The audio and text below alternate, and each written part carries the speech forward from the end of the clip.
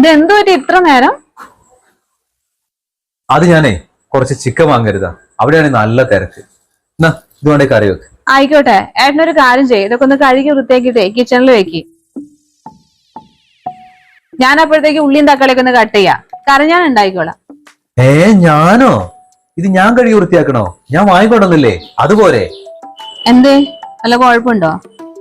ഇനിയിപ്പോ കഴുകാൻ പറ്റില്ലാന്ന് പറഞ്ഞാൽ പിന്നെ ചോറും ചമ്മന്തിയും മാത്രം കഴിക്കേണ്ടി വരും.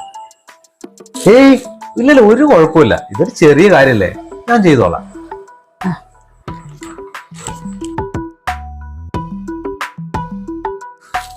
ഓരോ ദിവസം വീട്ടിലത്തെ പണി ഇങ്ങനെ കൂടിക്കൂടി വരികയാണല്ലോ.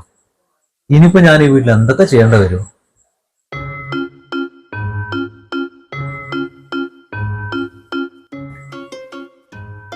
നീ എന്താ